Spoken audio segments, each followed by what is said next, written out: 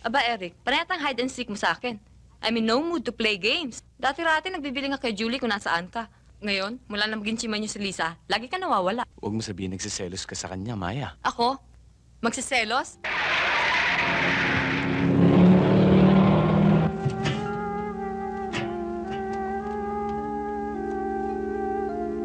Lisa! Lisa, andyan mo! Inay! Inay! Inay! Ah, Lisa! Inay? Inay? Inay? Naku, Lisa, anak. Salamat at naisipan mo akong dalawin. Nananabik na raw yan sa inyo. Kaya magbabakasyon muna siya rito. Naku, sino bang hindi? Naku, tuloy, Eric. Naku, kung hindi lang ba ako abala sa paghahanap buhay, di ako na lang sanang dumadalaw sa'yo. Sabi ko naman sa inyo, inay, ako na lang ang dadalaw sa inyo eh. Opo, Eric. Sandali lang kukuha kita na maiinom. Hindi na ho. Tutuloy na ho ako. Inay, marami pa siyang lalakarin eh, tsaka pupunta pa siya sa planta nila. Naabala ko na nga eh. Lisa, kailan kita susunduin? Uuwi na lang ako mag-isa. Baka mahirapan ka eh. Babalikan na lang kita rito. Mga 3 araw ako dito eh. Sige ho, Aling Sing. O siya, salamat na lang sa pagkakahatid mo, ha? Aha. Napakabait talaga niyang bayaw mo. Oh, kamusta ang mga balae? Mabuti naman ho. Sa bigding nga ho silang makilala kayo eh. Kaya lang ho abala sila. At saka panay ang biyahe. Oh, basta tinanggap ka nila ng maluwag, sapat na sa akin yun. Siya nga pala, inay. Ito ang mga pasalubong sa inyo ni Eric. Naku, tignan mo nga naman, oo. Nag-abala pa. Taong yun. Ano ba ito? Sus, kumasana at Ay, ito mahal pa, inay. nito. Ano ba ito? Naku, anak, ang daming abala naman itong ginagawa niyo.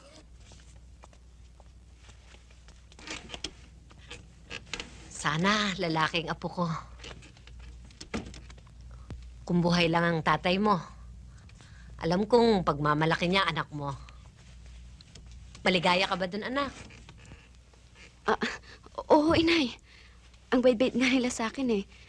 Lagi sinesermonan yung mga katulong doon para asikasuhin ako. Mabuti naman at hindi sila matapobre. Kahanga-hanga ang ugali nila. Inay, kaya lang hinahanap-hanap ko rin ang buhay ko rito eh. Kung pwede lang sana bumalik. Sus, batang ito. Nasa kama ka na eh. Gusto mo pang bumalik sa sahig. Inamag ako nakahintay dito sa'yo kahapon. Hindi ka nag-opisina. Tumawag ako sa bahay ninyo. Wala nakakaalam kung nasaan ka. Akala ko tuloy, sumama ka kay mama at papa sa Baguio. Nagpunta ako sa planta kahapon. Hindi ba sinabi sa'yo ni Julie? Hindi rin niya alam. Aba, Eric, parehang hide and seek mo sa akin. I'm in no mood to play games. Dati-rati nagbibili nga kay Julie kung nasaan ka. Ngayon, mula na maging chima niyo si Lisa, lagi ka nawawala. Walang kinalaman si Lisa sa mga lakad ko. Huwag mo sabihin nagsiselos ka sa kanya, Maya. Ako? Magsiselos?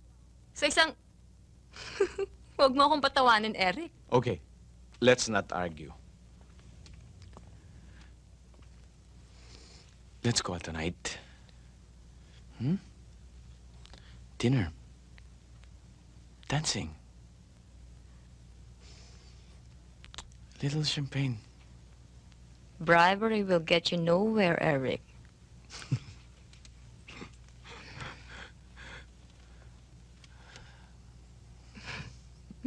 Sana ako na maghahatid kay Lisa, Eric. Naipangako kung susunduin ko siya eh. Boy! Ay, Dahan-dahan kayo. Oh, sabihin mo na lang kinabalain na kung ano man ang pagkukulang ng aking anak sila nang bahala magpuno, ha? Huwag ho kayo mag-alala. Bumalik na ba sila galing sa Baguio? Bukas pa. Rudy, tagay muna. Sige, nandiyan ang misis ko eh. Hoy, bumalik na nga rin. Totoo. Hoy, halika. Uy na, hoy. Gabi-gabi na eh. Pare, tagay ka muna. Sige, salamat.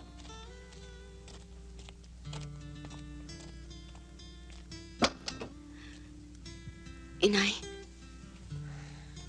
Alagaan mo ang sarili mo, anak, ha?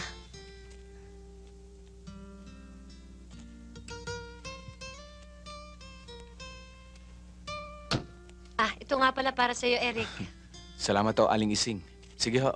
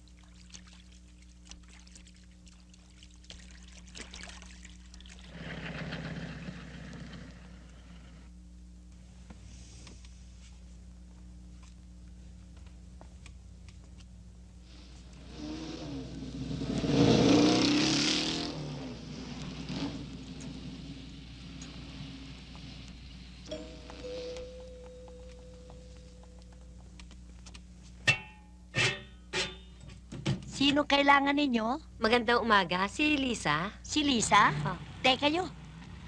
Naglalaba pa siya eh.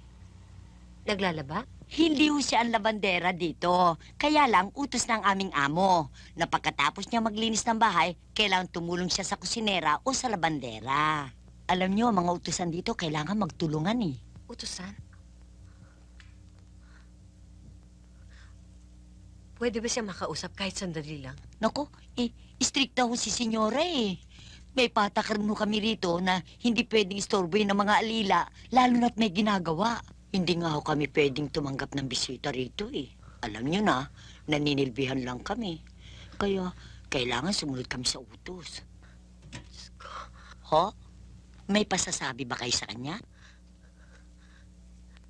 Sabihin niyo sa kanya, umuwi na siya sa amin. Umuwi na siya. Sino ho ba sila? Ang kanyang inay. Hay! Kayo ba ang kanyang inay? Naku! Tay kayo, magantay kayo rito at titingnan ko baka pwede siyang lumusot kahit na sandali. Ho?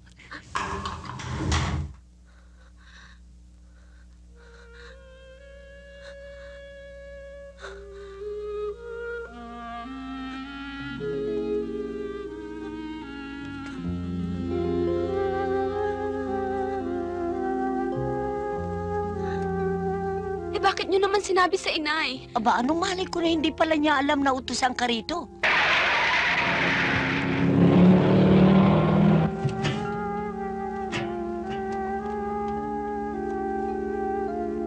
Lisa!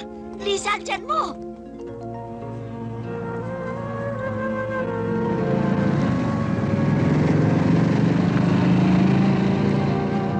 Inay! Inay! Inay!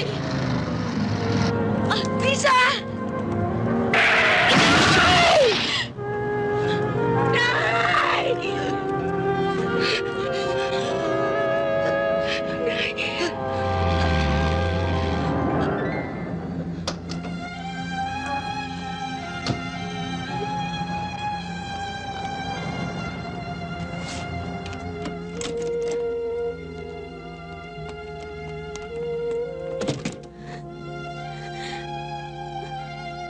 Lisa. Lisa, tama na. Makakasama sa'yo umiyak. Mabuti na lang di ka nakunan. The baby's safe, Lisa. Ayoko na, Eric. Hindi ko na kaya. Ayoko na. Kakausapin ko, Mama. Para hindi ka na pagtrabuhin sa bahay. Kailangan mo ng pahinga.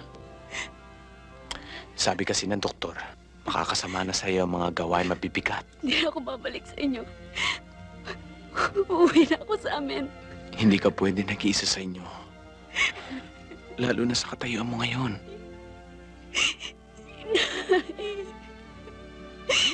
Inay!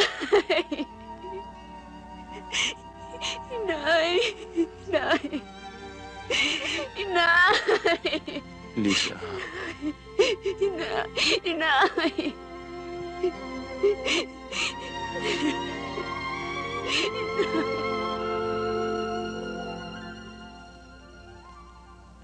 Mr. Monteverde, ito ang kwentada ng funeral services ni Mrs. Crescencia Garcia. sagot ko lahat ito. Oo. Dadaan na lang ako sa opisina niyo mamaya. Ah, Sige.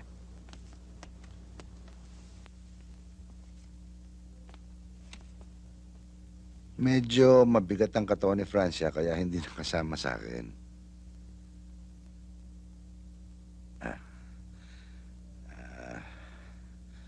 Ayaw mo na raw umuwi sa amin.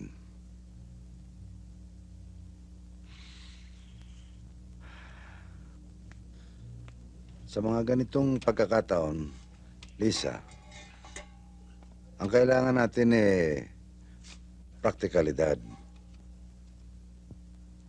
Hindi ka maaaring nag-iisa. Wala kang hanap buhay. Wala na yung ina. Malapit ka ng mga anak. Sino nga bang may gusto ng mga trahedya sa buhay? Nawala sa amin si Benny. Nawala yung ina.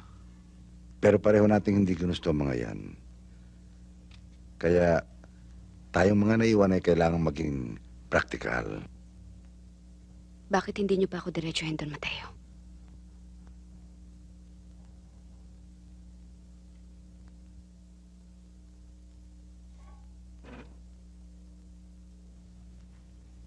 Hindi ka na babalik sa aming poder. Hindi ka na maninilbihan. Manganganak ka sa isang tahanan para sa mga dalagang ina, kagaya mo. Aampunin namin ang bata. Tatanggap ka ng sustento. Lisa, mauna na kami, ha? Sige, Lisa.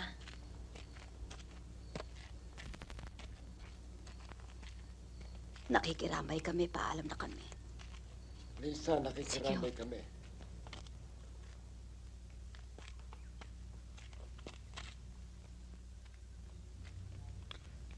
Lisa, Huwag mo na ako ihatid, Eric. Gusto ko muna mapag-isa. di ba dadaan muna tayo sa bahay para kunin naman gamit mo bago kita ihatid sa... Huwag na. Hindi na. Mabuti nang hindi na kami magkita ng mama mo.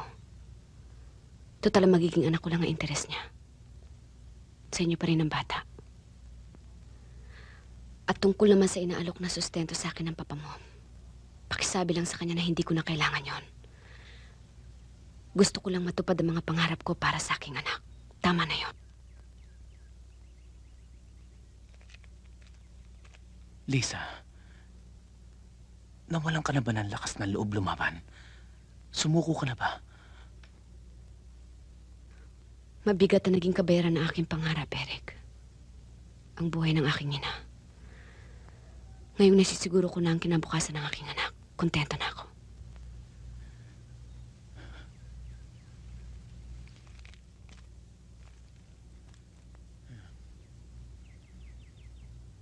May magagawa ka, Lisa.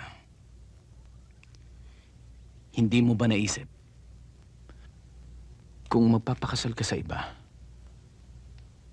sa isang taong mamahalin ka at handang tanggapin ang iyong anak,